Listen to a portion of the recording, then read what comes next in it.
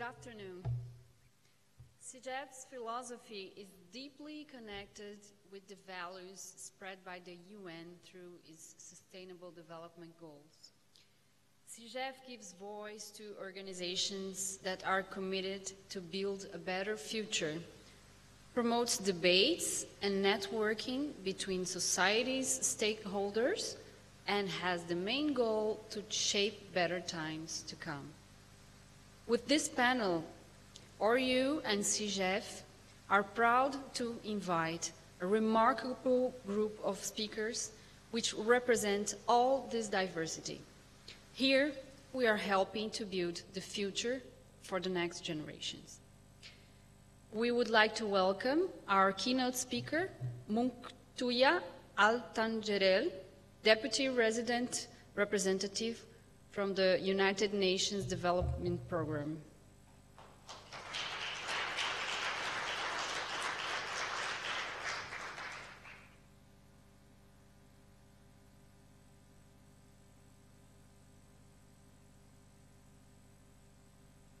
Good afternoon, distinguished participants and guests of the Social Innovation and Global Ethics Forum. Dear ladies and gentlemen, it is my distinct pleasure to speak today at this forum. I would like to thank social network Horyou for providing a platform to discuss issues pertaining to sustainable development with such a wide range of experts, partners, and international stakeholders. To stress the importance of a multi-stakeholder approach to the achievement of the global sustainable development goals, I would like to speak from the perspective of building smart and resilient cities. Let me give you a few examples of the approach that we, United Nations Development Programme, in partnership with our sister UN agencies, use to promote low-carbon urban development in Kazakhstan.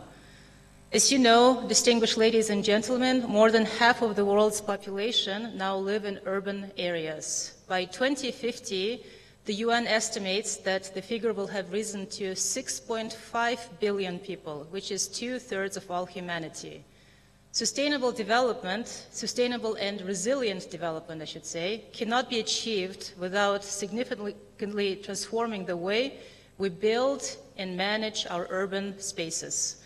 Kazakhstan is no exception to this global pattern. At present, approximately half the population lives in cities such as Astana, Almaty, Shymkent, and other towns. Experts estimate that by 2030, this figure will have risen to around 2/3 as well, following the global trend.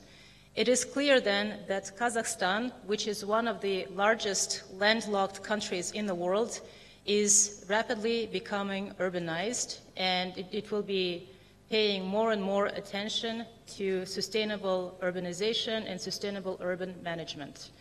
At the same time, cities are facing a growing crisis in infrastructure, particularly in regard to public utilities. Around 70% of the residential city homes use inefficient heating systems, with as much as 50% of energy which is being provided goes to waste. There are a number of ways that UNDP has been addressing this issue. Together with Global Environmental Facility, our partner UN agencies, and civil society networks, we help design and implement a more efficient management model that offers a range of energy-saving measures, such as installation of automated heating supply stations attached to separate buildings, reinforcement of window frames in order to provide better insulation, and other low-cost energy efficiency measures. As a result, in our pilot buildings, energy consumption fell by around 35%, and even though investment cost per square meter only increased by $2. So there is a very clear economic sense of transforming especially the urban municipal building into embracing more energy efficient measures. Across the world, transport is one of the biggest polluters. In Kazakhstan, it is accountable for 25% of greenhouse emissions. Efficient transport systems depend on numerous factors, with city planning and urban management playing a central role. Vehicles that run on narrow roads, for example, end up getting clogged in traffic jams, resulting, of course, in increased pollution and emissions. Our project in Almaty, called Sustainable Almaty Transport Project, has brought together stakeholders from city municipality, private sector, non-governmental organizations, and the public to discuss challenges posed by transport overload in the city. Also, through our partners, we helped expand bus lanes and promoted the use of bicycles in Almaty city. More importantly, a gradual behavior change is now evident, and this is one of the most significant outcomes in which citizens and residents of Almaty cities are increasingly choosing public transport and bicycles over use of cars. And I think this behavior change and involvement of citizens and people of cities is the key, in a way, ingredient of success. As we all know, cities represent entire systems, or I can even say ecosystems. And if we are to build smart and sustainable cities, we need to think how we bring more sustainability into every part of urban infrastructure.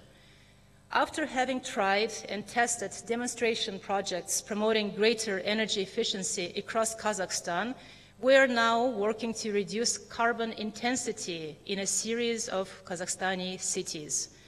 Together with Kazakhstan government and citizens, we are helping local decision-making bodies to identify areas in urban planning and infrastructure which can lower greenhouse emissions and improve overall urban infrastructure. We selected 15 pilot cities where we are now working with local authorities and putting best practices into our work, which we have amassed through our engagement with over 170 countries and territories around the world. Ladies and gentlemen, none of the stakeholders, however, can build smart and resilient cities on their own.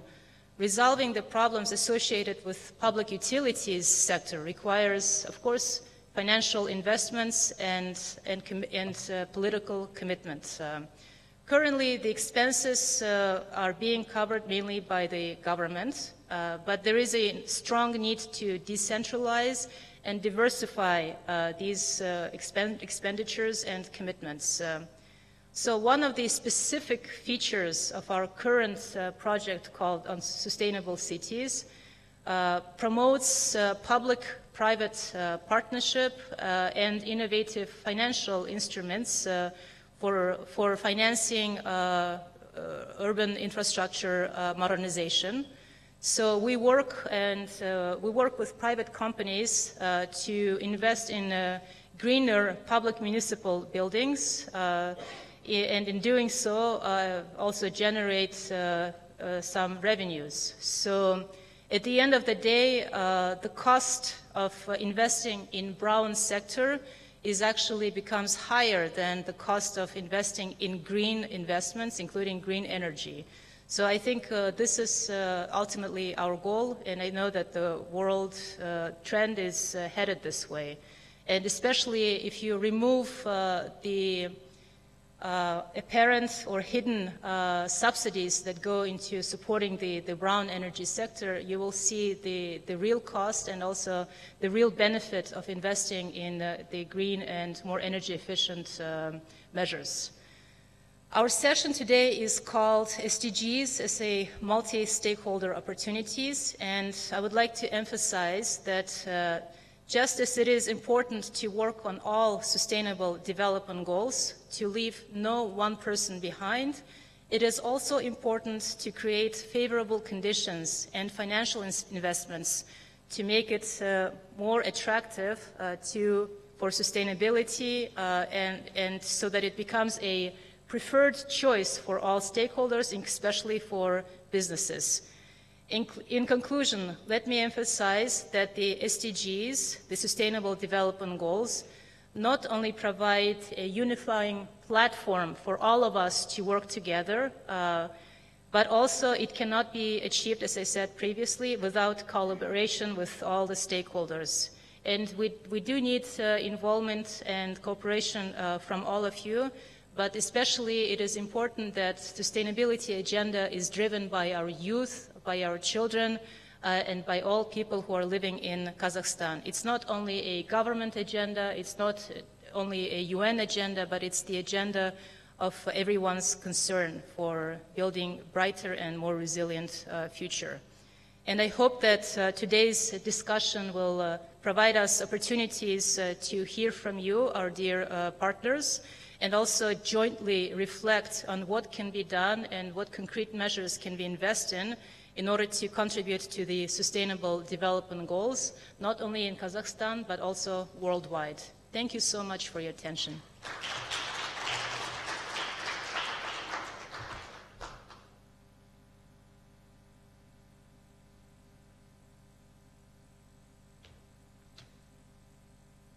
Thank you.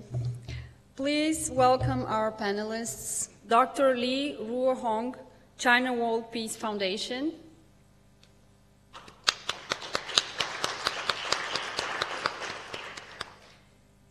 Jonathan Parienti, CEO and founder of Horyou.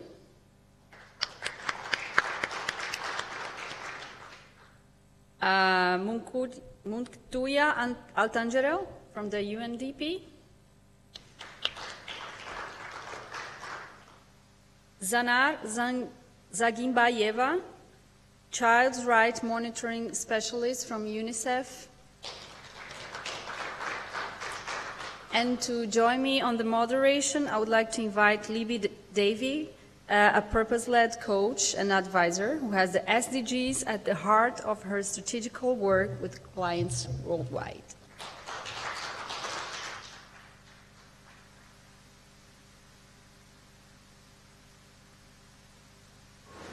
Welcome. Yeah, I would like to invite all of you to make a reflection on the world we want to live in 2030. It seems far, but it's only 13 years from now. What kind of contribution you can make to shape better times to come? Jonathan, you want to start? Well, first of all, you know, it's as we just hear, it's a matter of sharing experience and learning one from the other. And we see that in that polar world, there are solutions, there are entrepreneurs, and there are many good willingness. What is at stake is how can we connect one from the other, how can we learn from each other, and how can we synergize. When there are initiatives, how can we join forces on it so we can, increase the chances to make it, happen. And the Sustainable Development Goals is really, a breakthrough in terms of that willingness from, 2015, more than 190 nations have agreed, to prolong the Millennium Development Goals into, another dimension. Why? Because we know what has been achieved is not enough, because we know a lot have been achieved, but much more needs to be continued and to be implemented as soon as possible. And how can we make it happen? By working all together, by having, the international government arms, nations, entrepreneurs, civil society, people from all backgrounds, artists and intellectuals. If we all join forces, if we all try to converge, then for sure we will have, in few years, walked a very significant path toward implementing those SDGs. Thank you. Munktuya, could you share with us your vision for 2030, please? Thank you very much. In addition to the information that I provided in my statement, I also would like to note that the world has signed on to Paris Climate Agreement, and it goes hand in hand with the Sustainable Development Agenda. And I think these are really two landmark initiatives, and which more than 180 nations have embraced and have committed to. And one thing that I would like to say is that Sustainable Development Goals, they should be implemented by all countries of the world. And this is a key difference between Sustainable Development Goals and the Millennium Development Goals, as you remember. So starting this year, 2017, a lot of member states, a lot of nations have started voluntarily reporting on what they are doing in order to achieve Sustainable Development Goals. If I'm not mistaken, this year it was Tajikistan, German Federation, and a number of other countries. And this mutual accountability and mutual cooperation is really a platform that helps us to think jointly about issues of resilience and issues of sustainability. And I really do believe that Sustainable Development Agenda is built, the centerpiece should be resilience. Because without resilient buildings, without resilient infrastructure, without resilient urban spaces, it is really impossible to talk about overall sustainability. And I don't want to alarm anybody, but as you know, even in Kazakhstan, for example, just in the last 2 years, or last 3 years, the number of disasters, such as floods and other climate-induced disasters, but also human-induced, has increased almost twofold. And I don't think it's a unique pattern just to Kazakhstan. I think it's prevalent in all of the countries, especially those countries that are very volatile to climate change effects. So I think what is really needed is to look into very practical ways of reinvesting into our urban infrastructure, and also, of course, having a very hard look at our consumption and production patterns. I think we cannot be complacent any longer, and with a few years remaining, I think with each year this resilient agenda becomes even more urgent to tackle jointly. Thank you.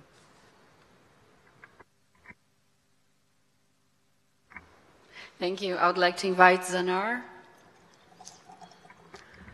Hi, everybody. As I work for United Nations Children's Fund, of course, in 2030, I see those children who were born in 2015 and those who were born in 2000,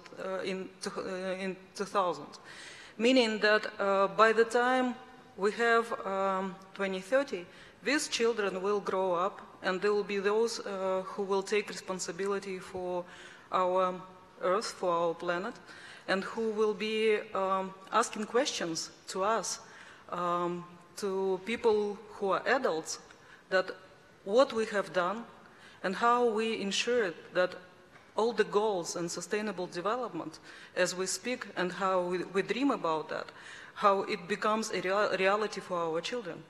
And for me, the most kind of challenging future in 2030 would be that we would be honest and we would be sincere in answering these questions of our children, that we've done our best, all of us, in order to make this world better for them.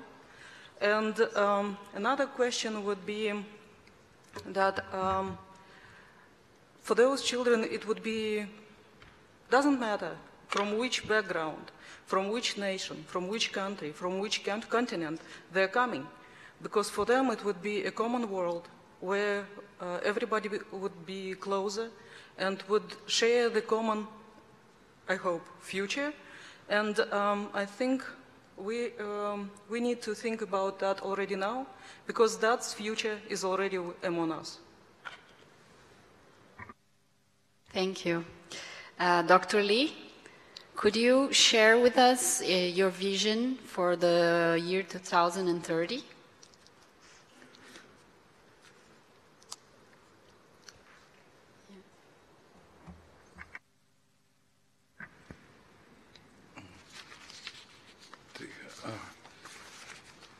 因为我觉得在这个2030年前，全是这个可持续发展议程是联合国的。那么在这个它会涉及到方方面面。那么从我感觉到，应该是说跟大家这个结合论坛的主题，分享一下这个 NGO 的故事。这个我觉得这个关键词是“一带一路”、和平+1和爱心与利益的平衡。“一带一路”是世界大团结、大联合的对话之路，是民心相通之道。中亚的经济发展、文化传承、民生幸福指数的提升，需要和平稳定的外部环境，需要为之献身的国际义工团队。而要被社会认可、国家支持，在国际社会能够亮相发声，并赢得各国的共识与合作，不是一朝一夕的。我们在21世纪初，经过政府、企业多行业的经历，成功转型到国际 NGO 领域。我们以和平事业为着力点，确定了国际中立、合作、公益的宗旨，影响着有影响力的人们，组建了由一些国家政要、驻华使节、国际著名的专家学者、艺术家、世界冠军和各界知名人士参加的国际义工团队，成立了中国世界和平基金会，进而又搭建了各国政府与民间交流合作的平台。我们在北京创立的国际大客厅和院，被国际社会誉为大使村和小联合国。各国首脑、国际组织负责人和驻华大使们，在我们和平景观十廊中，以外交智慧与文化底蕴提出，以我们在和平征程上的贡献，实现全球大和院，让和院精神遍布全世界。我们以和平+1为路径，以人民外交、社会责任、多元文化、跨领域合作为公益模式，建立了全球合作网络。通过思想力、引导力、公信力、行动力，有效地开展了公共外交、民间外交、党纪外交、议会外交和跨宗教的合作，在多领域提动了全球治理、一带一路文化互动地图和分享经济、PPP 加 Peace 等金融公益项目，支持了战乱后重建家园的国家，缓解了地区冲突，帮助了奴隶之路的国家，援助了欠发达国家和弱势群体。我们所倡导的和院、和谐、和平大道得到178个国家政府和国际组织的支持。在埃博拉疫情危及西非时，我们与联合国共同策划了一个项目，叫“战乱后国家重建家园”，并率领中国少林武术代表团以禅武合一的佛教文化，在两国进行为期40天的讲课、表演、培训青少年。马里总统卡塔与总理率各部部长及上千名观众观看演出后说：“马里期望了很久的事，今天终于实现了。”我赞扬中国世界和平基金会在非洲取得的成就。只要马里人民，特别是有这么多青少年参与，和平就一定会回到马里。他还现场做出了3个重拳的动作，引来现场无数的叫好声。在代表团访问科特迪瓦时，议长表示，科特迪瓦议会支持中国武术，因为科特迪瓦需要包容，需要兄弟间的谅解，需要和平的环境。代表团在科特迪瓦和马里表达的和平忍让精神影响着非洲人民。两国国家电视台、媒体都做了全程报道。两国驻华大使在出发和归来时专程到河苑博物馆送往迎接。联合国教科文组织几位助理总干事一行在总部为代表团举行了庆祝活动，并为每一位代表团成员颁发了奖状，表达了隆重而真挚的谢意。现代社会中，不同社会主体各有自己的社会角色和功能职责，他们在社会地位、动力机制、价值取向、行为规范、发展模式等方面都有着不同。如果说政府要选票，企业要钞票， NGO 要的就是公信力。NGO 的资源配置能力和动员机制，在促进社会发展、维护社会稳定、促进社会和谐、实现社会创新发展中发挥着独特的优势。NGO 的公益活动已渗透到我们日常生活的方方面面，从一般性的救助、维权、教育、文化、体育、卫生、社会福利、环境保护、抢险救灾，到气候变化、反战、核安全等许多公共领域，可以说与每个人都息息相关。随着具有社会责任、经济能力、专业知识、空闲时间的公民越来越多，专职或兼职从事公益事业的人们逐步凝聚成了一个强有力的社会群体。这些遍布在各国的 NGO， 虽然有些已发育成熟，有些还仅仅是模糊雏形，但他们所承载的公益精神同样伟大。NGO 正在推动本国和国际社会的文明进步。我们基金会经常组织各国代表团和驻华大使们采用采访、论坛、对华会、展览、参观、考察、绘画、摄影、冰雕、戏曲、音乐、杂技、舞蹈、旅游、陶艺、茶艺、香道、插花、钓鱼、高尔夫、乒乓球、网球、手工制作等有特色、受欢迎、互动性强的多样化文化活动，促进各国之间的社会、经济、文化的交流。仅我们博物馆统计，每年各国政要和上百个国家来访者超过20多万人次。基金会在各项外交公益中不忘初心，不忘慈善。我们支持和帮助了地震灾区、盲人学校、聋哑学校、先天性心脏病和自闭症儿童、白血病患者和留守儿童，同时还开展了国际人道救援，资助了马尔代夫青少年戒毒、尼泊尔聋哑学校、蒙古语言学校、朝鲜边区学校、阿拉伯国际学校等，以及驻华使节的医疗救援和生活解困。我们与美国同一世界同一足球共同组织向8个国家级重点扶持的贫困县捐赠了1万多个特制足球，满足了边远山区青少年对足球运动的渴望。我们将中国残疾人足球队带到瑞士，与欧洲11个国家残疾人足球队比赛和训练，让他们享受到正常人的快乐。体育是无国界的。我们连续18年举办的和平杯国际高尔夫邀请赛已经成为跨国企业的品牌运动，不仅改善了活动举办地的招商引资环境，而且每届的献爱心慈善活动都带动了各国企业家的共同承担责任。Sorry, we just have to share a little bit of the panel with the other panelists. I'm sorry to interrupt. Okay, if you could just wrap up and finish like in a minute.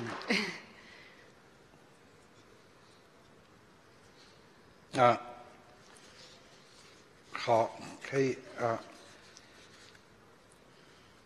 这个讲2个事情吧，就结束啊。一个是我们自2014年呢开始与联合国教科文组织每年都举办一个和平节，那么让各国这个政要啊和这个国际组织代表啊和各界人士都一块儿来分享和平与安全、全球治理、跨文明合作和分享经济。我们还发布了190个国家的全球治理的评估报告。今年5月份呢，我们又组织了来自世界5大洲的历史文化语言、民俗、人类学、文化遗产的学者们，共同做了一个“一带一路”的文化互动地图。这个呢是想通过这些大家可以落地的服饰啊、丝绸啊、饮料啊、茶叶呀、这个瓷器呀这些的方式呢，能够在包括医药啊、农业呀这些方面形成一种对话之路，让世界呢这个更多的能够互动起来。这个呢，而且形成了一个和愿先言，这个是在联合国秘书长和联合国教科文总干事在今年5月的北京主办的国际合作高峰论坛上，还专门介绍了我们的“一带一路”文化互动地图项目，说这是联合国对世界的贡献。那么我们觉得这个在中亚的这个目前呢是应该是来梳理文化资源，要明确呢受益国家和预期值，怎么样通过前沿科技、通俗易懂的方式给描绘出来，促进沿线国家在货物、器具、思想、精神和知识方面的互联互通，然后达到一个这个传播和体现社会凝聚力中的实现全球经济的和谐发展、不同文明的和谐进步与人与自然的和谐相处的3重奏。好，谢谢。Thank you. Thank you. So,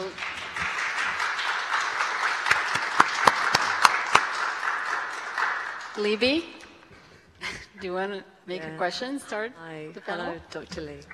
I'm wondering if you could just tell us a little bit about what peace means to you. Dr. Lee, did you hear the question? It's, what does peace mean to you?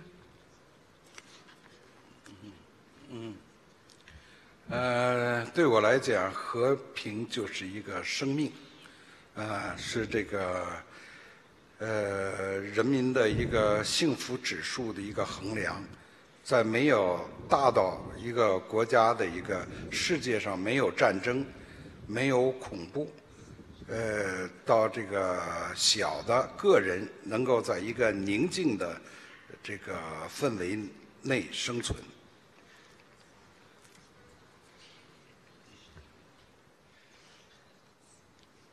Thank you. Thank you.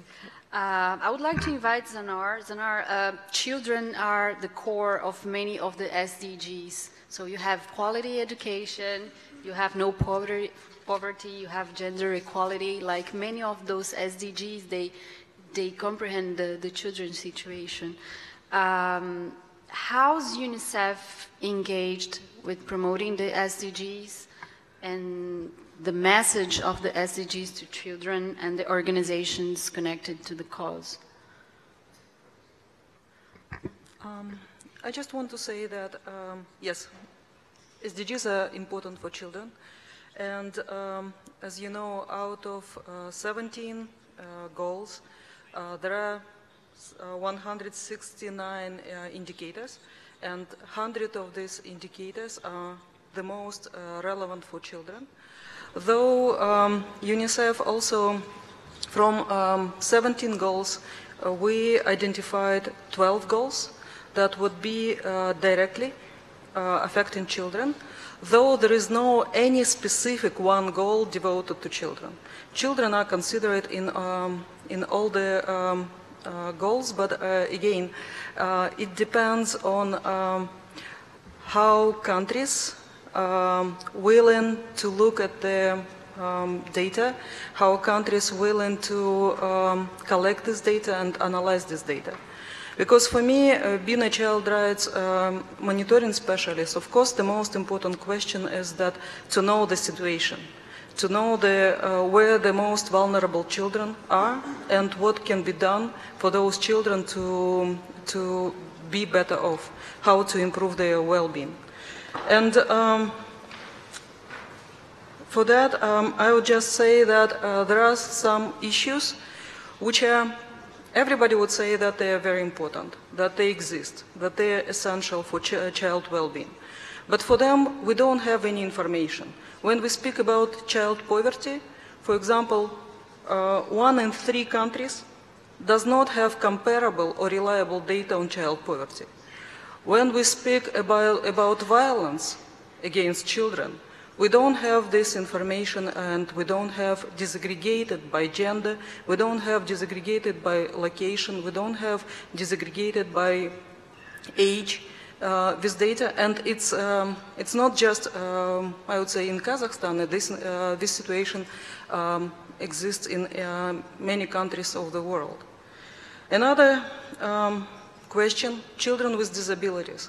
We more and more speak about those children.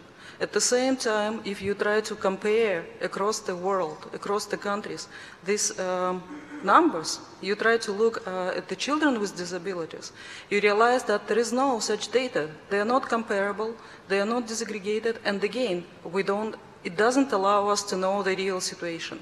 We don't know how to help, really help these children. 9 out of 10 children worldwide in primary school. Still, crucial data on quality, on what really children learn, is not available. Over 100 countries in the world do not have recent data on stunting. And we know that stunting, it's the future, it's the most important factor for child development from early ages, from early years of his or her development. We know that most maternal deaths are preventable. Still, we don't know what's the quality of maternal care, how we can improve it, how can we help those countries and those mothers. And I would say that this is for me, as a person who deals with monitoring, it's the most important information that I would love to have all over the world, in any country, and as much as possible accessible, available, comparable, that we could analyze the situation. And particularly for Kazakhstan, we are trying to establish a child well-being monitoring system at the local level, because more or less we know the situation at the national level, at the aggregated data. But when we go to specific regions of Kazakhstan, when we go to specific rayons, counties of Kazakhstan, we need to know who are the most vulnerable children. Because we can assume, we can say children with disabilities, children from the poor families, children from families with many children. But is it so? Is it really true? Because children from families with many children might have quite subsistent government assistance, targeted social assistance provided. But in this case, we might have children that just not missed, I would say. A few years ago, UNICEF in Kazakhstan raised the issue of mental health of adolescents and children. This became a quite important area because the rate of suicide among youth in Kazakhstan became so worrying that it demanded urgent attention. And based on that, we started to pilot a specific program on identifying the risks and actually finding those children at risk of committing suicide. We are piloting that in one region of the country, but starting this year, it will be scaled up to other regions of the country. And soon we'll have a big international conference where we want to present the results, because issue of mental health becomes not just important for Kazakhstan, but it's becoming a global trend. And I think there is a possibility for other countries also to learn from the experience of our country. And we would be glad to have these opportunities, not just in mental health, but also to have in child health improvement, mother and child well-being, to have those innovations, I would say, coming from the world on, for example, how to monitor the situation of children. We just recently here at the EXPO had a session on innovations for children, where specialists from all over the world discussed how, for example, real-time data, the data from satellites, the data from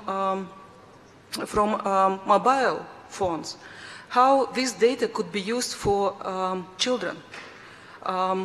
Examples with Zika virus, with Ebola prevention, that UNICEF was establishing this system based on mobile providers' information. I think it's a very promising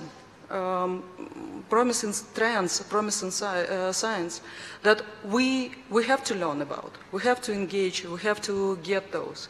At the same time, not forgetting about so-called common issues, usual issues that are affecting our children. Thank you. Jonathan, hello.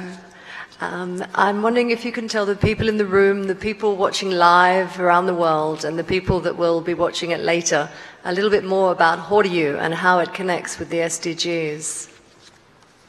Well, thank you, Libby.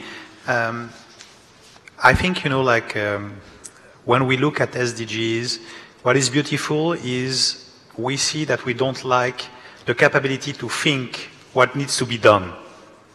So we came with all those, goals, so 17 goals, and all, as you say, more than 1,000, point of identifications. So the question is not like the capability of humanity to foresee the challenges, but the capability to do and act, to solve and to cope with those challenges. And I think that one aspect that can support the achievement is about to be inspired. It is the inspiration. When someone gets the inspiration, whatever subject it is, that person, finds his own way, his own path toward achieving something that is beyond himself or herself. And I think that when we developed Horyou, the main driver was the consciousness that in this world, we have unbelievable number of citizens, whatever nationalities, whatever age, whatever cultural or social background, that are unbelievable, that are capable of empathy, capable of thinking, capable of innovating, capable of acting and doing things to impact the world positively. The issue is we are living in such a world of intense connectivity, which we call maybe noisy connectivity, that we don't see them. Or they are so diluted in the noise of, unfortunately, sometimes our ego, violence, hatred, and just marketing, noise, that we don't see them. So the aim of Horyou is to bring back visibility to those people, to us citizens of Earth that are living on that planet and that wants to continue to live on that planet for generations to come. We have received that chance of being alive as a fruit from all the generations that have preceded us. So many people, wherever they were, give sacrifice of their life because they wanted to make humanity reach out a more conscious, a more aware, a more harmonious status. We have to respect what they have given, and we have as well to do our due now for preserving that channel for the generations to come. So Horyou is about the social networks which connect people all over the world so they can share what drives us, what values they stand for, the beauty of their diversities, their cultural background, and how culture can be a bridge to build up the world of tomorrow in a more harmonious way, as well as to bring at the forefront social entrepreneurs, innovations, philanthropists, and from the civil society, NGOs, associations, people that are doing so much. And they are doing it, like most of the time in the voluntary way. So we cannot question the genuineness of the vast majority of so many of us. So if we can find a way to share what is dear to us and to learn what is dear to our other counterparts, we will find a way to probably solve those challenges. Why? Because everyone, from a local standpoint, knows exactly what can be improved locally. When we are looking at a top-down approach, we are missing sometimes most of the subtleties. But when we are listening to the ground, to the people on ground, to the exchanges, when we go and travel the world to meet with those people, wherever they are, they have always hope in their eyes. They have always, like kind words, empathy, and a willingness to make the world better. So our initiatives is to serve universality, is to serve that hope that every citizen on earth can make a difference. Thank you.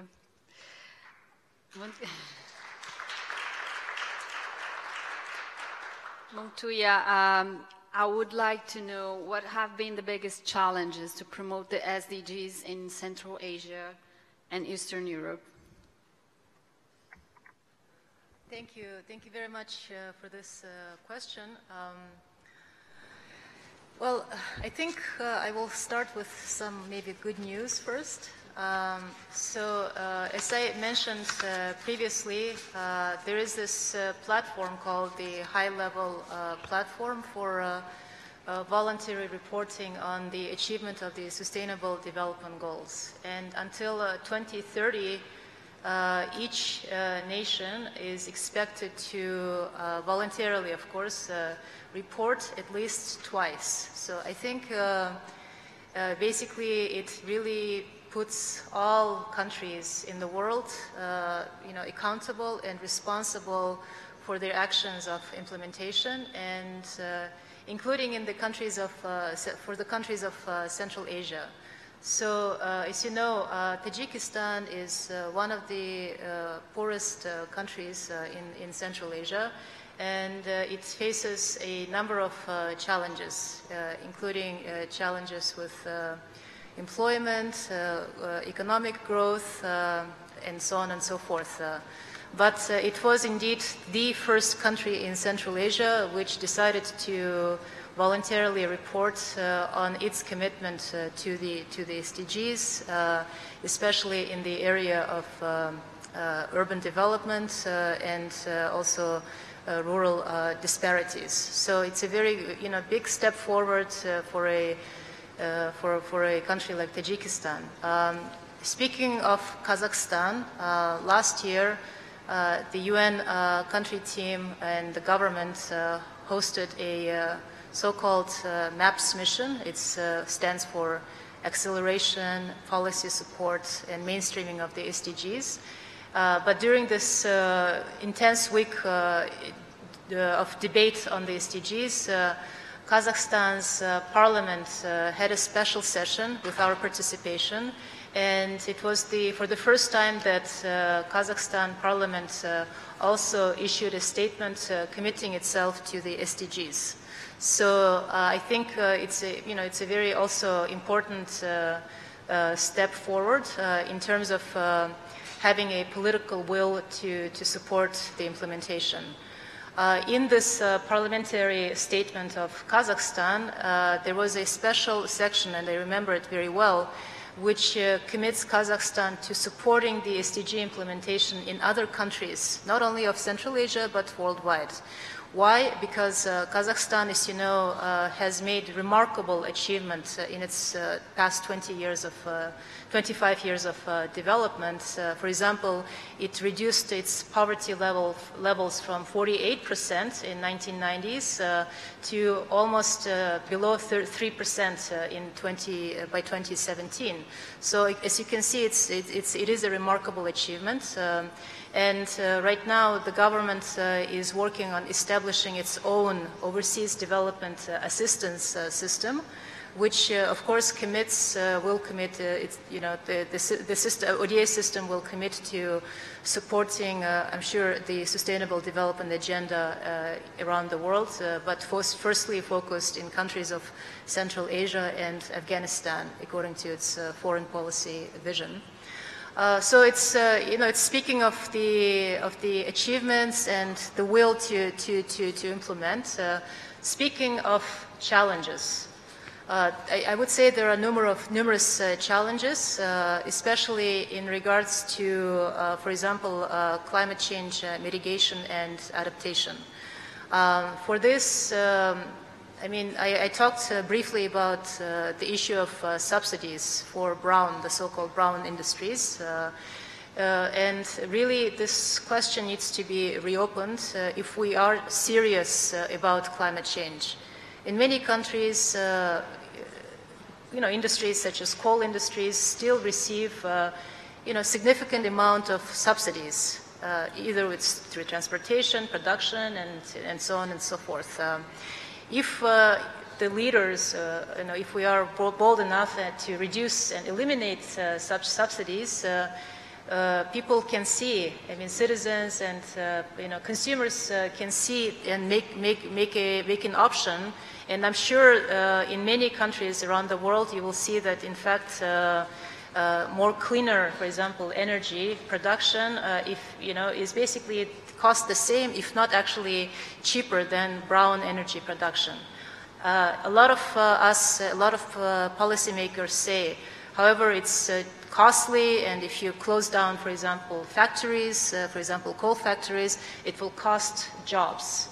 But time and again, and I know China is a brilliant example, actually clean energy industry creates much more actually decent and sustainable jobs than, for example, brown industry. So I think already transformation, profound transformation is happening in terms of how we sustainably produce, for example, energy. It's just that it's not evenly distributed, and this is our challenge, to support our countries and to support cooperation between, for example, Central Asian countries to help shift to these more sustainable models of production and consumption. And one last thing that I wanted to mention was the issue of inter-regional trade. Just recently, I was in one of the meetings with the European Union and European Commission, and I was astounded by the fact that Kazakhstan and other countries have very little trade amongst each other. So basically, it's one of the least, I would say, engaged or region of the world, meaning that, for example, the volume of trade between Kazakhstan and other Central Asian countries is about 3 to 4%. It is really astounding, and I think if there was more regional integration, not only economic integration, but also social and cultural integration, I think it would really help the Central Asian nations to have better connectivity and better support systems and networks to promote this sustainability agenda. And I think there are a lot of opportunities, especially now that Uzbekistan is opening up as a whole country, and of course it used to be an engine of dynamism and growth, and we really hope that this type of regional integration will help Central Asia, transform itself from being vulnerable to climate change and vulnerable to volatilities and even sometimes, extremist activities, to becoming a region of prosperity, a region of sustainability, and also a region where there is dignity for all the people who are living in this beautiful region. Thank you so much. Thank you. As you probably know, we're going to continue this panel with other panelists because it's a big topic and we have more speakers. But I would like to invite Libby, if you have a last question, just to finish this part of the panel. Thanks, Viviana. Dr. Lee, I wonder if you could leave us with, or if everybody perhaps could take it in turns to leave us with some words of inspiration that we can take forward to action. Thank you. If Dr. Lee would like to go first.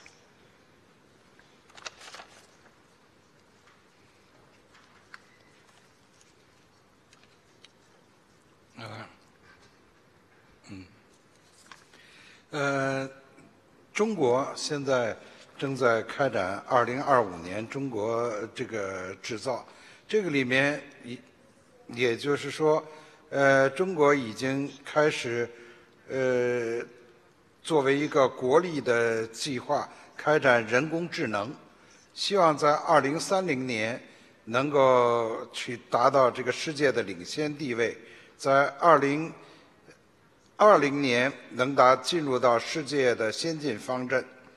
我觉着，在这个中国和这个中亚国家和这个联合国这193个国家，其实在通过这个文化交流，还有这个社会责任，还有这个经济合作上面，其实都有很大的合作的空间。如果我们自己能够这个找到了这个发展机遇和挑战的这个时机，我相信能够这个大家的和平的空间也会越来越大。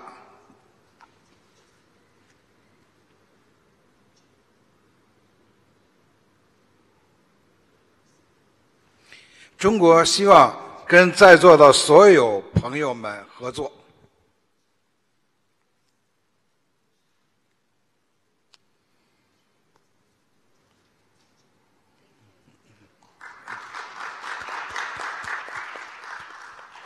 And Montoya, if you would like to leave us with some last words of inspiration to call us to action.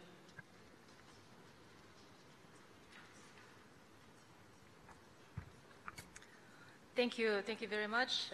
Recently, we had an event with UN Environment at the territory of EXPO, and the executive director of UN Environment, Mr. Erik Solheim, said one memorable phrase. He said, let us excite people to action because UN agencies always try to bore people to action through its long speeches and reports and so on and so forth.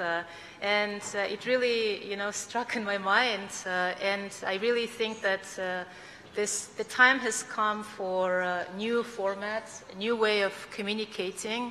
I know we have Twitters and Facebooks of the world, but I think we really need to rethink of ways of how we get our very important messages about human rights, about child protection, about sustainable development across to our audience so that we can excite youth, excite private corporations and all stakeholders to joint action. I think this is really important, and this is something that we internally as an organization have been thinking even more and more. And I really think, and I agree with my colleague Janar from UNICEF, that we are, the children and youth are watching us to take steps either to save our planet or to leave a horrible heritage of unsustainable world. So I really think that the time has come to act together. in order to really to leave no one behind in our agenda for resilience and development. Thank you. Thank you so much. And Zana, if you'd like to. Thank you. I just want to remind that some time ago, Immanuel Kant said that there is an eternal sky above our heads, but also there is a moral law inside our souls. And I think this is the most important that we have to remember, that it's our internal moral law that leads us in our life, that allows us to be human beings. And referring to global goals, I would just like to encourage you to think about this as not global targets or global goals or global indicators, but children, your grandchildren, your neighbors' children, children in the schools that you work for, that need or expect you to help them and to take care of them. So, for our children. Thank you so much. And lastly, Jonathan, would you like to leave us with some words of inspiration? I'm sure you can. Well, first of all, I'm inspired by, like what we just exchanged, having, like on that just a lone panel, like a great ambassador for, like China. We have, like Viviane for Latin America and Brazil. We have, like our dear friends, from Central Asia. And we have Libby, that is bringing the energy and enthusiasm of Australia. And I am a humble, like servitor of Mediterranean Sea and Europe.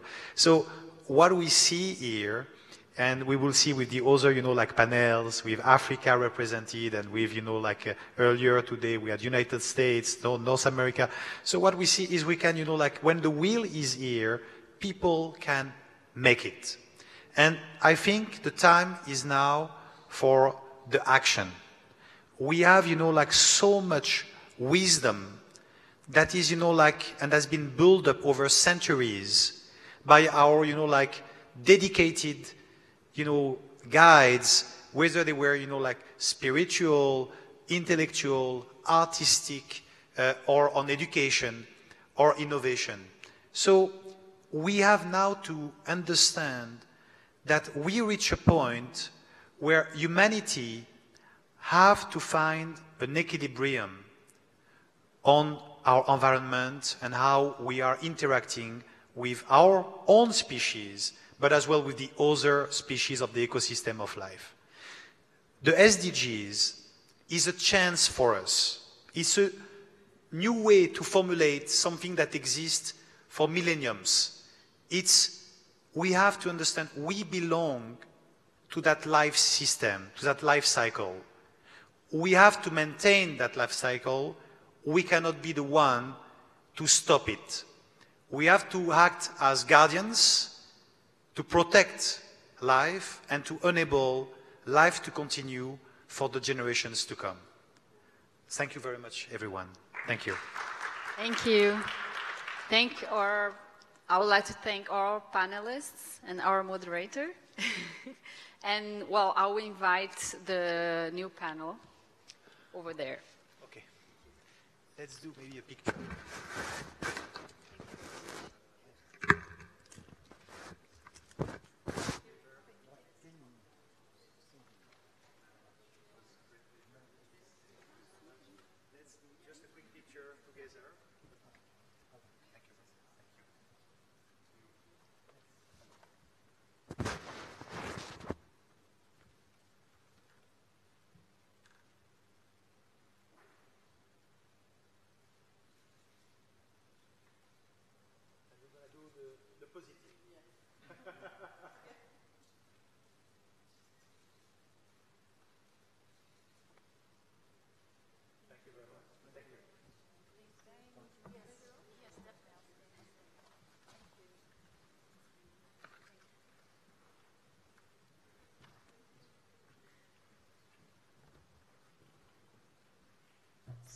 continue the debate about SDGs, I would like to invite to the stage the panelists Yoshioka Tatsuya, co-founder and director of Peace Boat. Welcome.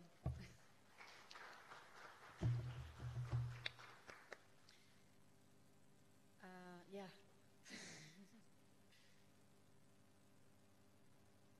Fatima Al-Rashidi, founder of Humanists Without Borders. Oh, well, okay, I think she's, yeah. Michael Eves Group, Chief Actuary of Swiss Re Group.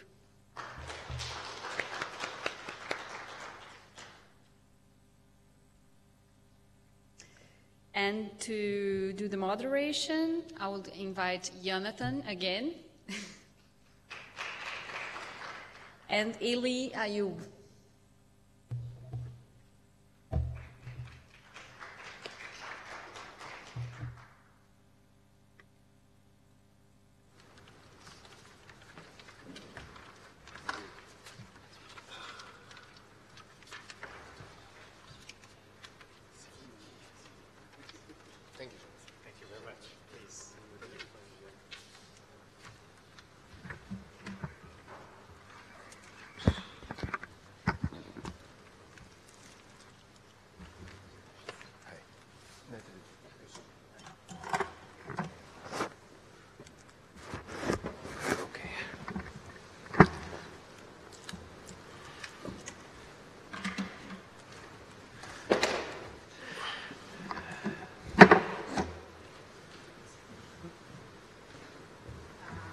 I'll announce also Mr. Peter Bivot, CEO of Export Promotion Council of Kenya. Thank you.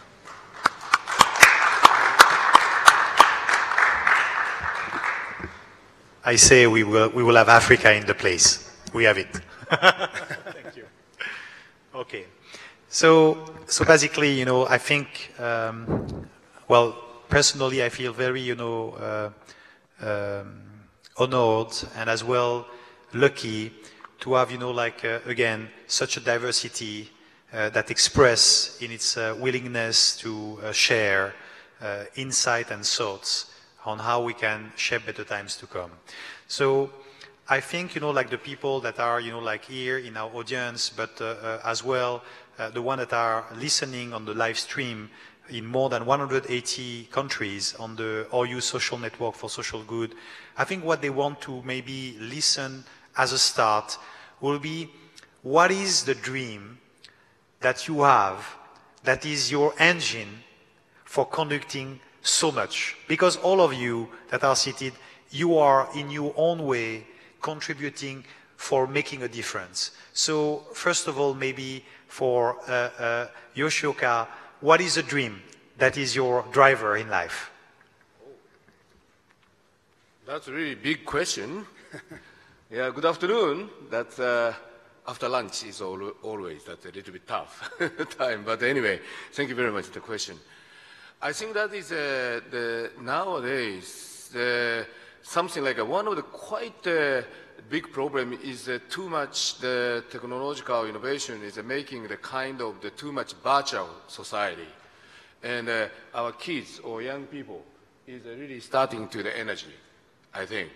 Because of the lack of the one is the lack of the more the direct communication or really the experience, direct experience or real experience. And I'm organizing that educational, the peace sustainable cruise. So, and this is a quite interesting point is something like through this real cruise, and people, young people, including young people, they're visiting that many different country and different cultural the place, and through that experience, they really start to understand that how much human beings is beautiful, and also our planet is how much beautiful.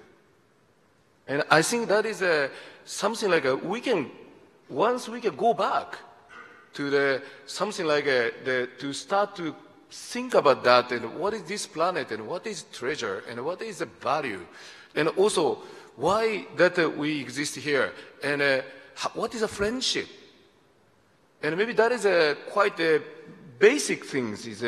Maybe that is become very necessary, I think. So once we start to remember that, of course, everybody loves the children and wife, husband, mother, father. Something like now, we really need to try to recover about the very basic value of the human beings and this planet. And I think my dream is now try to continue this our program, the World Cruise. We are organizing for 35 years. We are doing this program, and every year 3 times World Cruise we are organizing. And now we plan to build most ecological greenest passenger ship, and to continue this peace and sustainable cruise, and through this activity, try to make a difference. Thank you very much.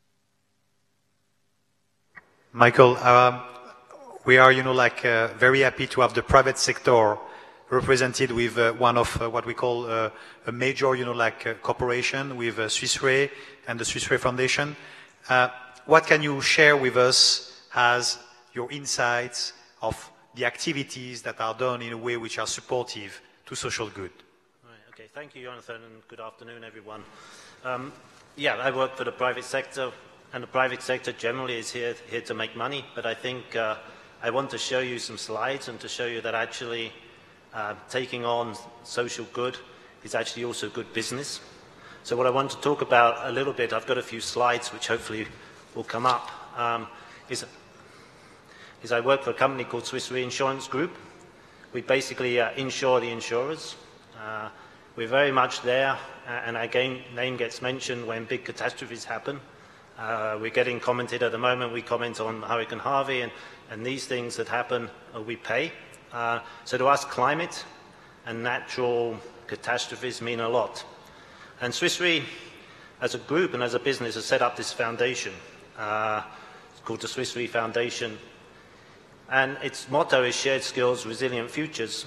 And I want to show how the foundation itself really fits together with the goals of Swiss Re Group and what we're trying to do.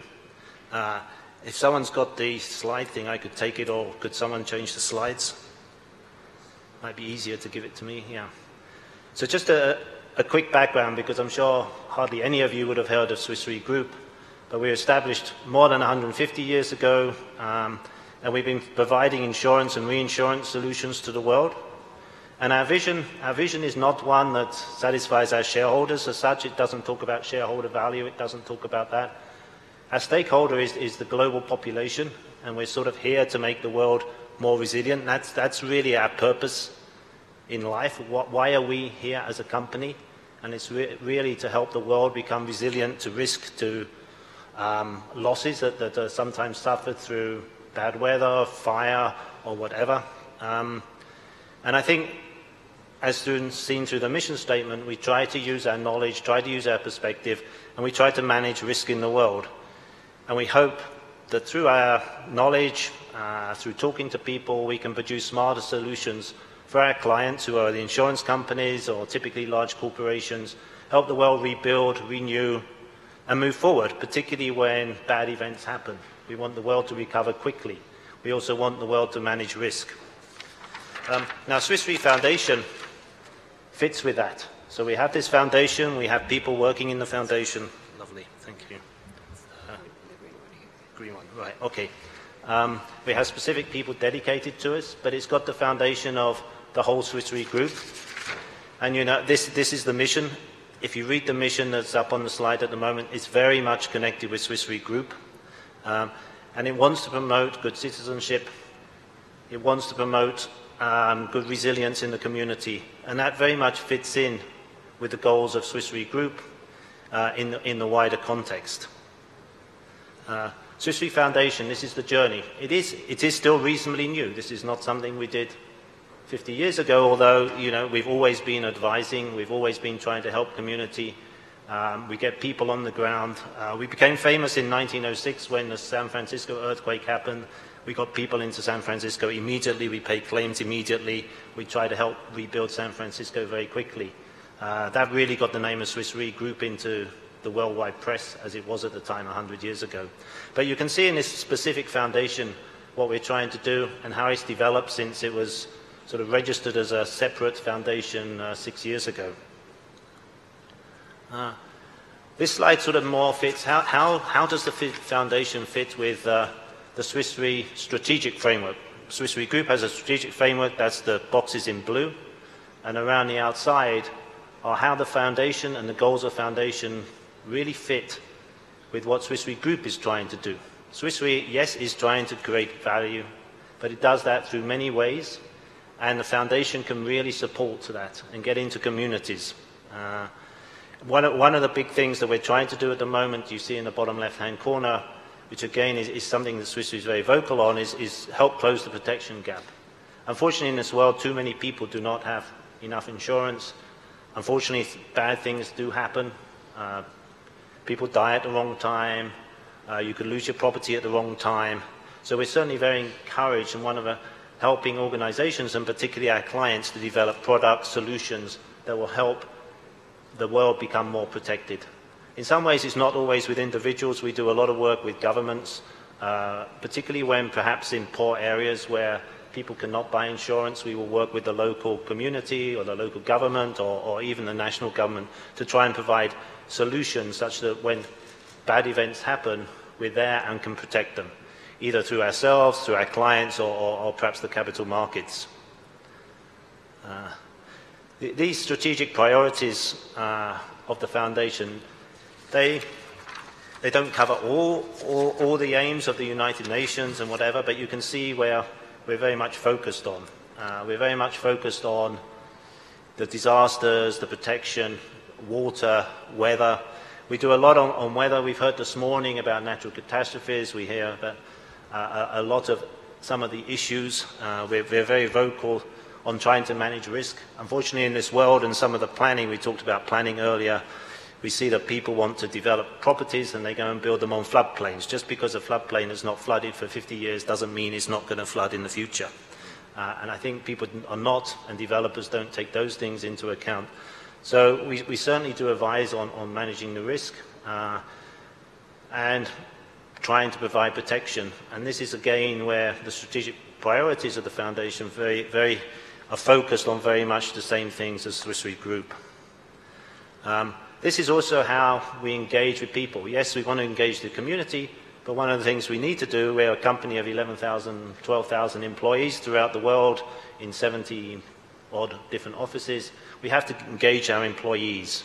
So we do a lot of initiatives to help bring on the employees. We also, for example, we have a lot of internal support of employees to look after themselves as well. For example, we subsidize employees if they want to take on solar panels in their house, which we believe is good for energy.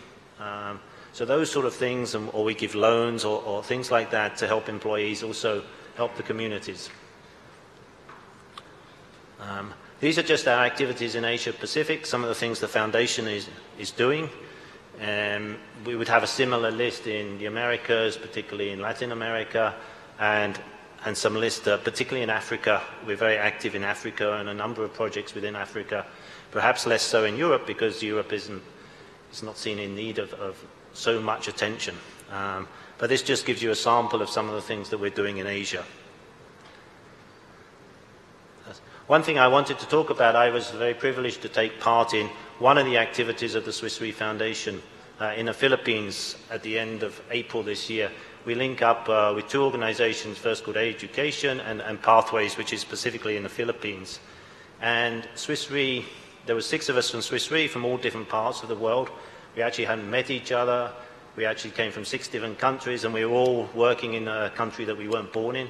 And we came to the Philippines, and we tried to support young people in various areas. And this is, we call it a startup academy.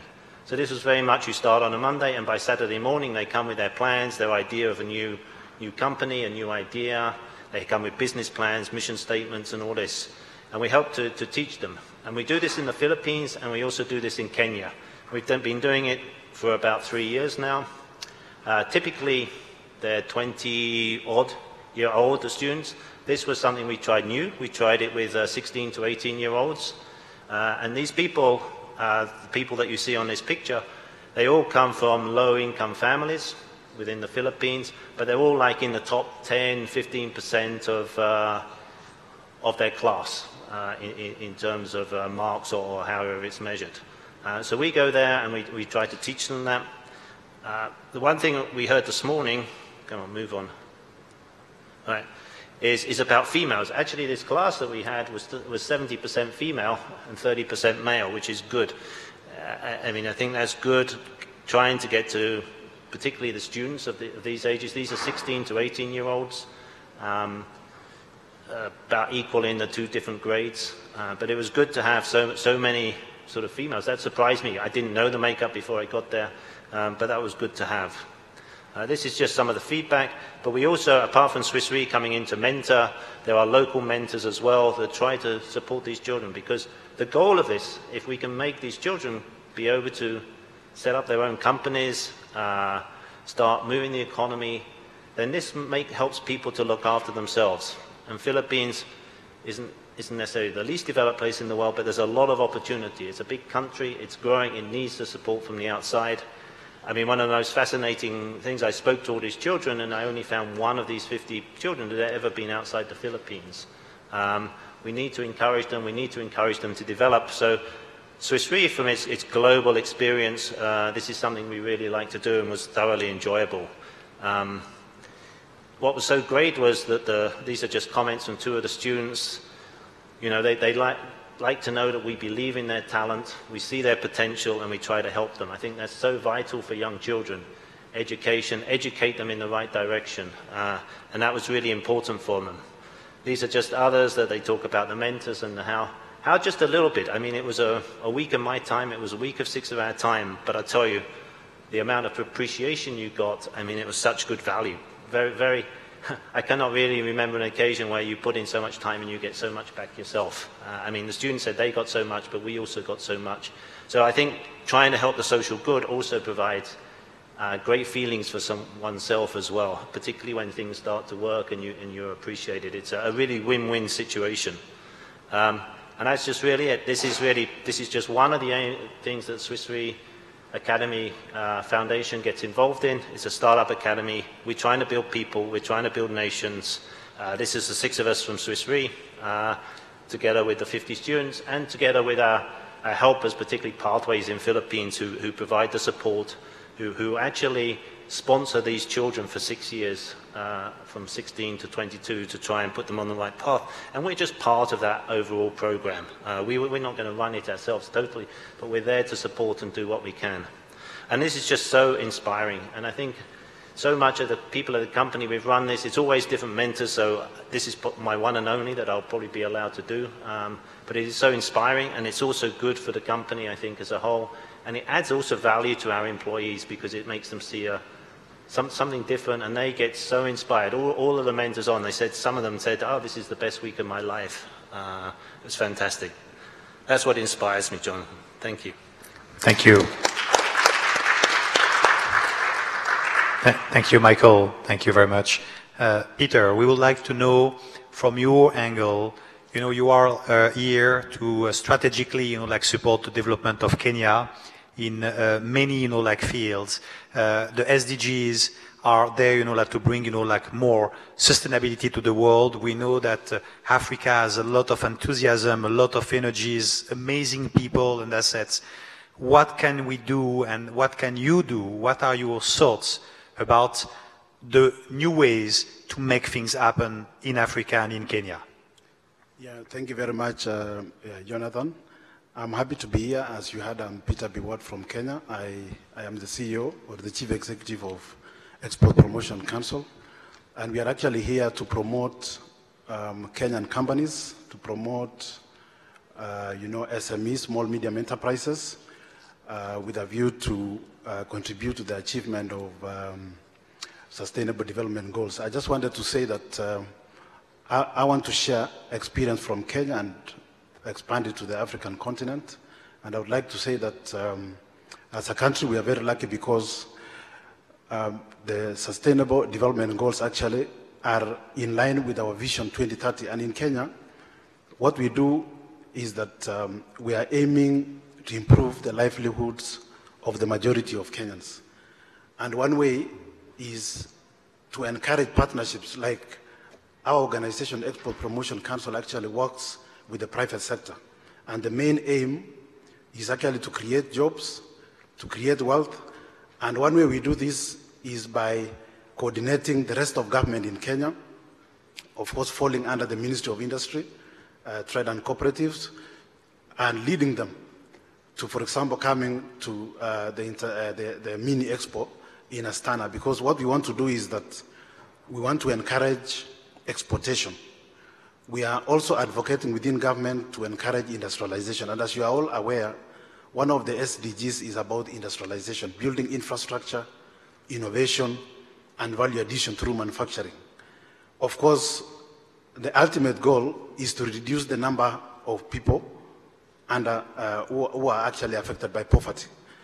And as a country, I think we are very enthusiastic, and we have done the first standard gauge railway, and I think it is part of the one road, one belt strategy by the Chinese government, because they want to connect Africa through Kenya, which is an entry country to the East Africa and Africa as a whole. So what we are doing is that we want to ensure that we have strong companies in our country, and because today we want to focus on partnerships, I wanted to just talk about what I do. Personally, having worked in the private sector and now working in government, we are promoting a lot of business-to-business dialogue and partnerships. We are also promoting business to government partnerships, so that we can advocate and so that the challenges facing companies from exporting or from expanding can actually be addressed. And we are also looking at government to government, because when we come here in Kazakhstan, for example, we look at Kazakhstan as an entry country to the greater central part of Asia, Central Asia, and we are looking at how do we enhance partnerships between our governments to open the way for the private sector to invest or to export to this region as a new market for us. Kazakhstan or Central Asia is part of emerging markets for Kenya. So these are some of the initiatives we are doing, because the ultimate goal is to actually be able, as I said, to reduce hunger. We know Kenya and Africa is faced by that challenge, just like the rest of the other countries in the world. We want to enhance our literacy or our education of our people. We would like to improve the health. And in our country, we currently are providing free healthcare to mothers, to expectant mothers. We are also providing free education, which was part of the Millennium Development Goals, to our young people. Next year, the government has actually said that we are going to provide free education from primary to secondary level. We are expanding our infrastructures. We talked about sustainable cities. We are opening our cities to the rural areas, where it supplies raw material to companies which are actually mostly in the urban areas. We are connecting rural areas and urban areas. And Kenya, as we speak, electricity, and as we are here in Kazakhstan, we are actually showcasing our geothermal. Kenya is number 3 country in the world in terms of geothermal capacity production, and we are number 1 in Africa. So that's what we are trying to showcase in Astana. And why we are going for energy? We want to raise large capacity of energy, because Kenya is undergoing industrialization. We are building industries, and we are now focusing on sustainable industries, focusing on solar energy, focusing on wind energy, hydropower, as an alternative and as a way to take Kenya to the next level. Of course, as we do this within Kenya, we're also focusing on the region. And Kenya is a member of the East African Community, which is a combination of about 5 countries. We are also a member of the Common Market for Eastern and Southern Africa, which constitutes about 19 countries. And recently, we are part of the country. We are in the forefront in the signing of the tripartite free trade area, which has connected Cape Town to Cairo. And as a result of this, intra-Africa trade actually has increased by 29%. And we see this as an opportunity for Africa. We see this as an opportunity for Kenya. And we are even expanding to the continental free trade area under the Africa Union. So as we seek to enhance our development goals, our development agenda within Africa. I know we have in Africa the Agenda 2063. In East Africa, we have Vision 2050. In Kenya, as I said, Vision 2030. So as we seek to expand, we are also looking at, enhancing business among ourselves. If you look at congressional report of the United States of America, when we as African or as sub-Saharan African countries were actually bidding for the extension of the African Growth and Opportunity Act, actually the US Congress challenged us and told us and reminded us that there is a bigger opportunity when Africa trades with itself. Because we are a continent full of resources, we have very energetic people, and we offer the best partnership for investment and for development. So I think this is what I like doing as a young CEO or as a young chief executive from my country, under 40. I would like to inspire Kenyans, young Kenyans. I would like to inspire and mentor young Kenyans into leadership so that we can be able to influence. And I'm happy to be part of this panel. And in my company, we have 2 words which we normally like to use to encourage each other. There is one, as I conclude, mad. Normally we ask ourselves whether we are mad. And when you ask someone who is not, if you are asked that question, at the first instant you would be concerned, why are you being asked that kind of a question? But MAD actually is a group of young Kenyans who want to make a difference.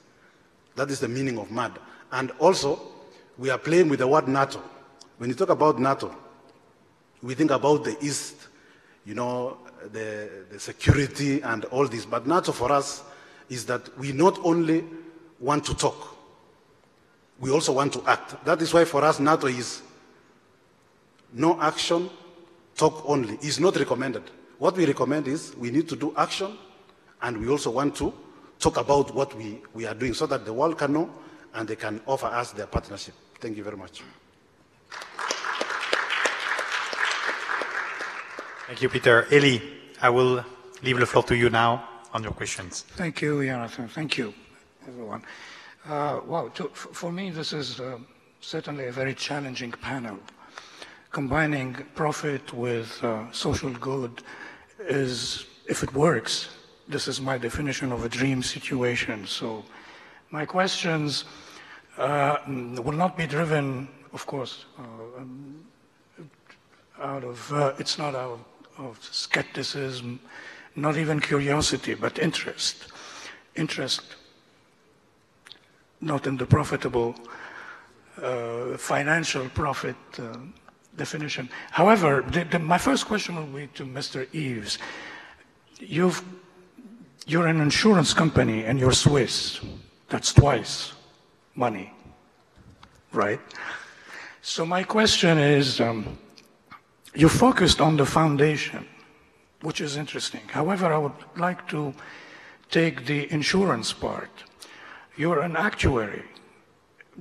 You're the guy who assesses risk, right?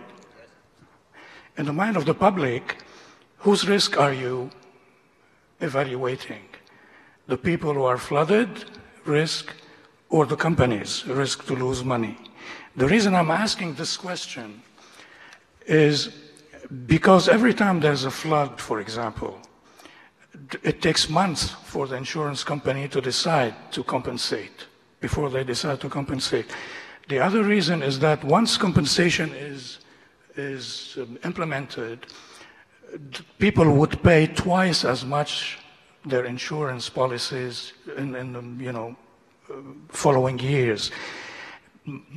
I know how it works. It's not the real question. My question is how to make it more socially concerned, how to make insurance and not the foundation. The foundation is beautiful. But what the flooded people, for example, the flooded persons are concerned with, they lose their houses, they lose their businesses, they lose their everything. How to make it more social for them in the sense that they really feel that they're gaining something, that they're being really compensated as people and as people who have lost everything, and not just helping the insurance company make more profit the next year.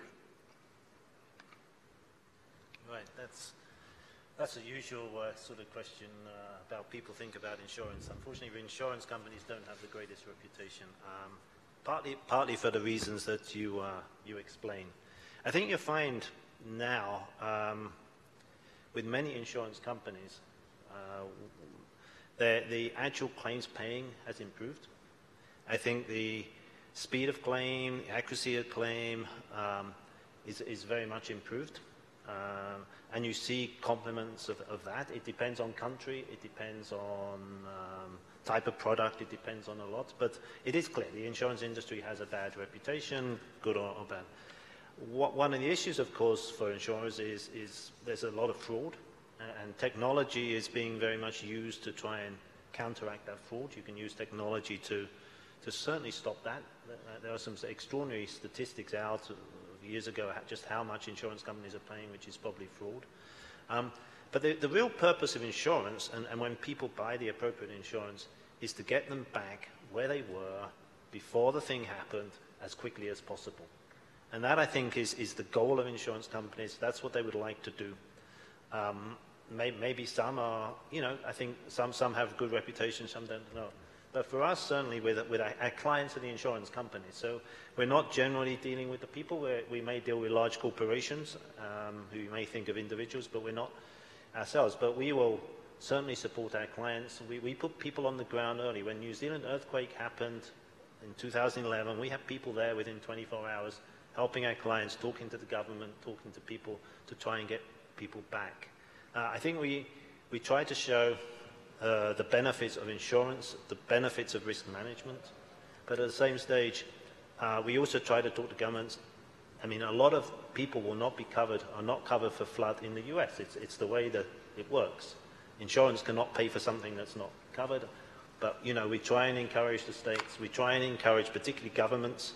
We're doing a lot of work in Kenya, in Mexico, in others, and China as well, trying to support local authorities and trying to come up with structures so that when a natural catastrophe, call it a drought, call it a hurricane usually, or earthquake, we can actually get money quickly to the government who can then push it down to the people. In Kenya now, and I've told one or two people this is this product where you can, by satellite, see when you've got a drought. And money there's a trigger, it's all parametric, so you don't have to argue. We're moving a bit towards parametric triggers, so you don't argue, is there a loss, is there not a loss? It's parametric, so you know this. And when that's triggered, all the money goes direct to the Kenyan farmers' mobile phones immediately. So I think there we are trying to get things quicker. The industry is trying to do better.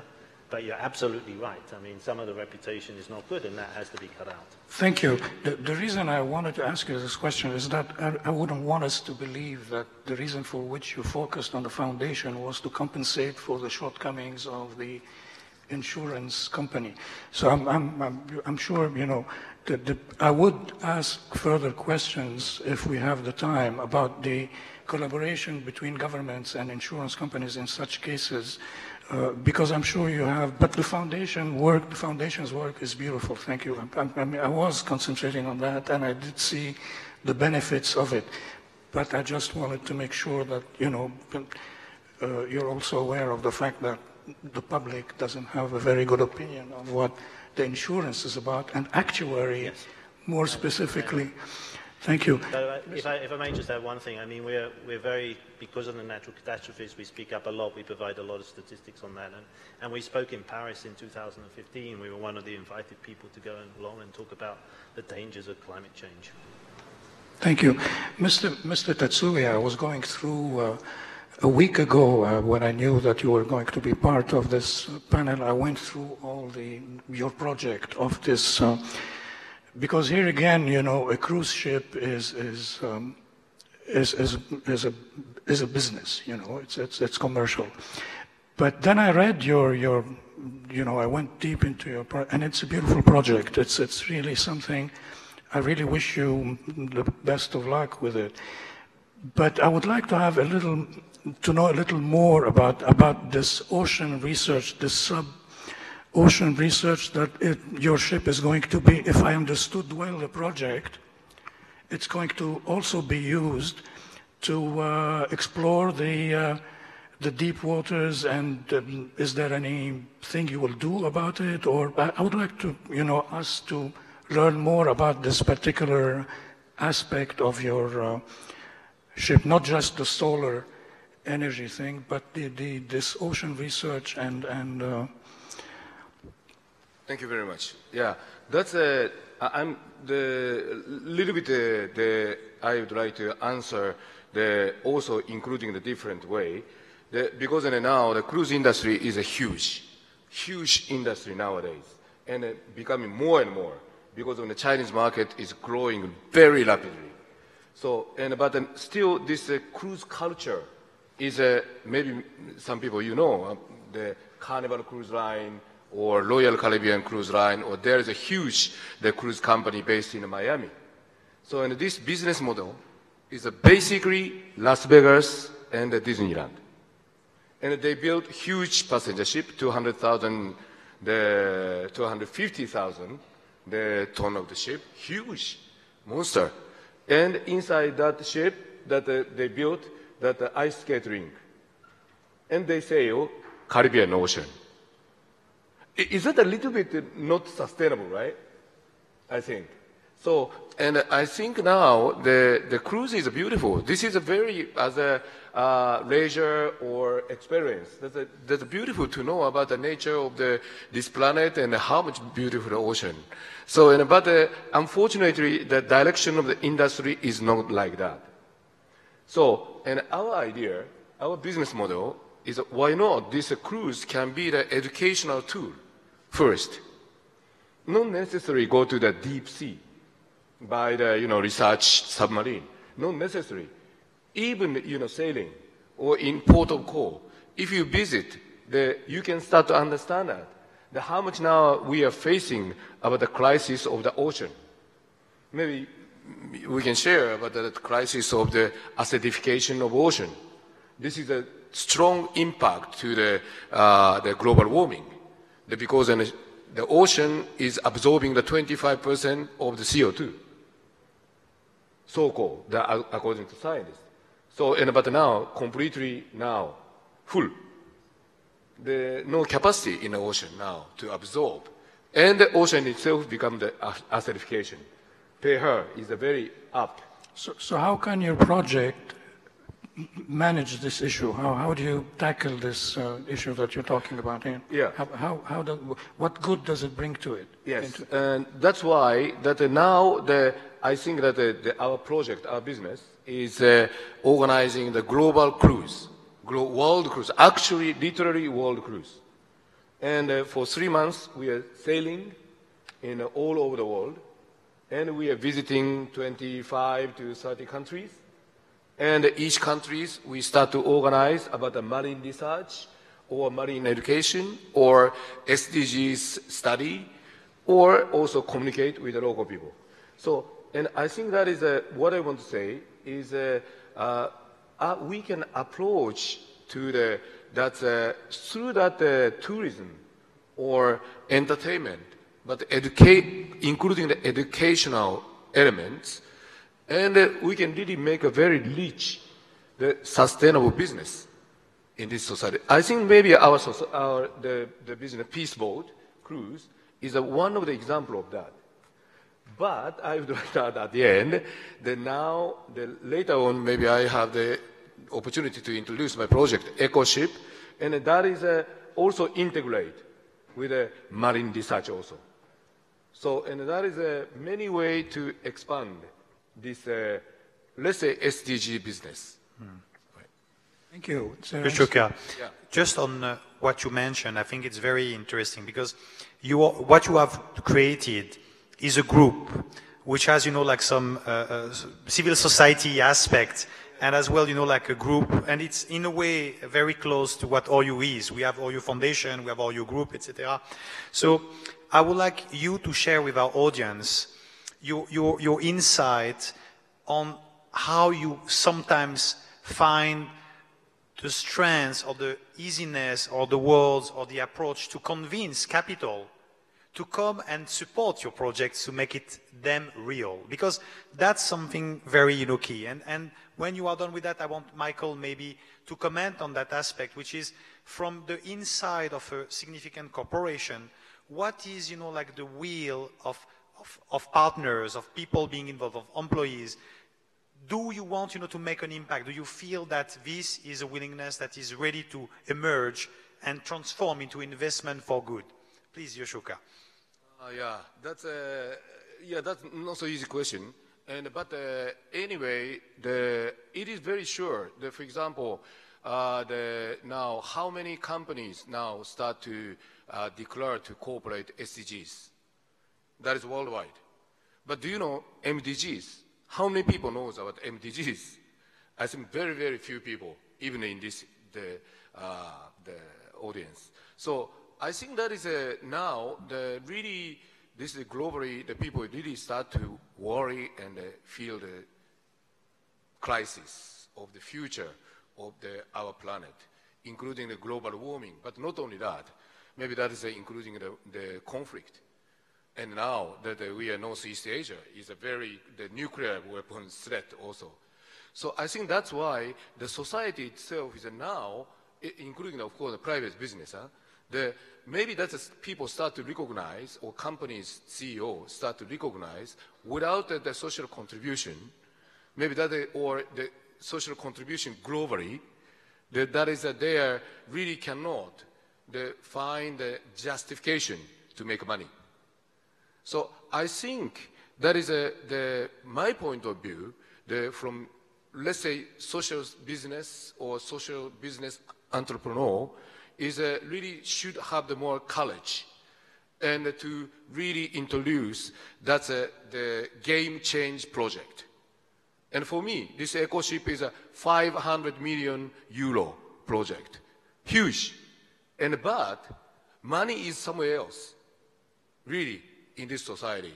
So point is how to create a global impact project from our side. I think that is I'm not sure that is the correct answer or not. Yeah, anyway. Oh, I like very much these projects that are game changers for good. And I think that's maybe a recommendation we could share with all the social entrepreneurs and people and the youth that are listening to us, is have dreams big and make those dreams big transform into really impact-driven projects, because then you have a chance to convince people. So I think thank you very much. Michael, what's your take on the willingness of people within the private sectors to actually go more on social good? I think there's an increased willingness. I see it more from Swiss Re rather than a little bit outside, but more within. I think there's clearly more willingness these days to do good. I think ever since I've been in work, there's always been people who have done like sponsored runs for Alzheimer's or things like that, and those things continue in Swiss Re. Hardly a week goes past without some sort of coming around, please help me, I'm running a marathon or whatever. But I think now there's a big game changer over the last period that corporations themselves must, as a whole, start doing things. And I think I see it really from a Swiss Re perspective, but people inside are very keen to do that. I mean, Swiss Re Foundation has its separate employees supported by the rest of the whole Swiss Re community. And I think people like doing that. And I think also people accept that by linking it to the goals of the company, whether that we do want to make the world resilient, that's our purpose. And by linking the two, it does encourage people, it does make them think, and it does make them to want to do. I mean, this helping these students, there's a big selection process for the people who go on to the Philippines or to Kenya to do these startup academies. We're not short of taking on ideas, sponsoring, and people to sit on committees as judges within the company. So I think, as long as it doesn't look so extreme to what the overall company is doing, and Swiss Re certainly tries to link the two, and hopefully show you the link. I think people these days do recognize things need to change. And I do recognize, because we pay claims, we see people suffering and we pay claims, particularly through natural catastrophes, but also, you know, like the Twin Towers and things like that of years ago. We know people get affected, and if we can help them in whatever way we can, we do. But also, you know, we follow what the CEO likes or has an interest in. Our current CEO is very big on Africa. He's been down there in his youth. He's provided sponsorship or water facilities for people in parts of Africa. So we're starting to be a little bit more focused on Africa, I guess, at the moment. So you will change a little bit, but I think the dreams, and he writes about this, the CEO blogs about what he's done in Africa, and you get the whole corporation moving. So if the tone's right at the top, then the staff will follow and be happy to follow. Thank you, Michael. Peter, we have a lot of people like right now listening to us on live stream from Africa, a lot of enthusiasm and social entrepreneurs and people that want to do something, but sometimes they don't know how to make the first steps. What could be your advice as someone experienced in the field of development and partnership and collaboration in Africa? What could be the words or recommendations and insights you could share with them so they can find their own path of entrepreneurship for good? Yeah, thank you very much, Jonathan. I would like to say that the positive thing is that in Africa, mobile connectivity and internet connectivity has gone up. And a lot of the young people in Africa are actually knowledgeable, and they do a lot of research. And what we are seeing emerging in our continent is that a lot of the young people now are becoming entrepreneurs. They are becoming interested in doing business, because these are young people, they are very vibrant, and that is why what I would like to encourage them is that the big guys in business did actually start. I remember recently we had Jack Ma, who came to Kenya, and he told us business does not require infrastructure, but infrastructure, he said businessmen does not require infrastructure, but business people create infrastructure. And he told us about how he began his Alibaba company from his own home, which had no internet. It was in a place where it was not feasible, and now he's a giant. And this is what I want to encourage, the youth who are very critical in the development of our continent, that we are privileged.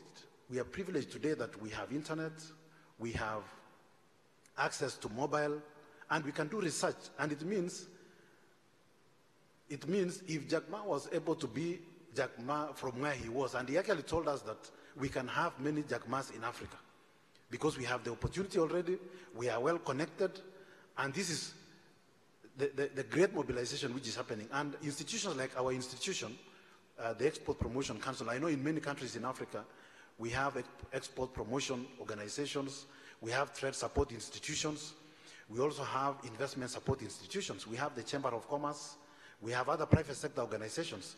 They need to take interest to join some of these organizations. In Kenya, through the constitution which we passed in 2010, we have county governments. And what has happened, for example, in the Kenya National Chamber, they have actually localized their branches to the county level. And many African countries, the same applies. So people need, our young people or upcoming entrepreneurs, because you could be old, but you are young in terms of being an entrepreneur. You could have started, so you are actually young also. So what you need to do is that we need to join organizations like those.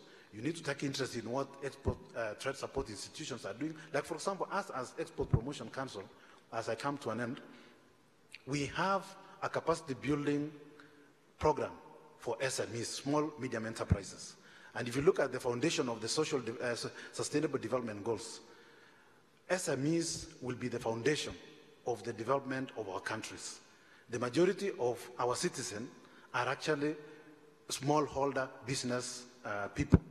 And organizations like ours, once we take through some of these small businesses through certain training, capacity building, sharing of information. And as a result, after that, like for example, in my case, once I've taken through the small medium enterprises through the training and capacity building, we take them out of Kenya to other markets. Like we came here with 20 companies to Kazakhstan who paid on their own to come and learn more about the Central Asia market. In the end of September, we're going to go to Mauritius. A group of small medium enterprises have actually paid for themselves, and they're going to travel to Mauritius, those who are actually focusing on textile. We're also going to go to Ethiopia, light manufacturers and agro-processors, smallholder business people. What our organization does is that we pay for them the boot, and they pay for themselves, you know, air ticket and accommodation. And towards the end of this year, we'll be in New York again to take advantage of the African Growth and Opportunity Act window. So for our young people, for all those who are interested in business, this is a big opportunity. What we just need to do is to make that first step, to learn and get to know what is your neighbor doing in terms of your neighbor within your country and your neighbor out of your country. And this is how we can make a difference. Thank you, Peter. I think we're gonna, you know, like have the concluding, you know, like questions. Eli, you want to add something, maybe a last question before that? No, thanks. I had the same question for Mr. Biwott, but now okay. So basically, what I think we would like, maybe as a conclusion, is to have your thoughts. If it has one thought to be shared with our citizens of the world listening to the conference, what will be that thought, and what will be your best wish for SDG implementation through, you know, like the multi-stakeholders, you know, like opportunities and stakeholders? Yoshioka, maybe you start first. Yeah. Anyway, that's the SDG is really beautiful, and I think that's I'm very, very happy to utilize our business and our project, and really would like to promote. And but really, we have to achieve that to save this planet and also save our life, and our children, our grandchildren, and our grandchildren's life. Without border. That is my really strong belief. Thank you. Michael, what will be your thought on that? I think it's very similar. I think the message out there is, yes, business, be it small, be it medium, be it big, is there to support the people, to support the population, to work together. Clearly, good business is sustainable business these days. It has a value on the stock markets. As we want to move to finance, it has a value on the stock market. If those two are not linked, the share value is not likely to do so very well. So I think those two are linked, and I think that's highly important. And I think the big thing I would say is let's get the people working in the public sector and the private sector working together, because I think you need both very much to make the changes that we all want to make and make the world move in the right direction. I don't think either the private sector or the public sector can do it on its own. We have to work together. Thank you, Michael. Peter, what will be your concluding thought on that field? My wish is that as a world, we need to be more honest to each other, and if we have to achieve the social development goals, we need to consider our member states as brothers and sisters to each other, and we give concessions and opportunity for each other so that we can be able to live as one planet and be able to benefit equally, and so that those countries which are below can actually be risen up and poverty becomes history in our planet. Thank you, Peter. Thank you, everyone. Gentlemen, thank you very much for the sharing of that private sectors, SDGs, and how we can build up the opportunities leveraging that historical change. Thank you very much, everyone. Thank you.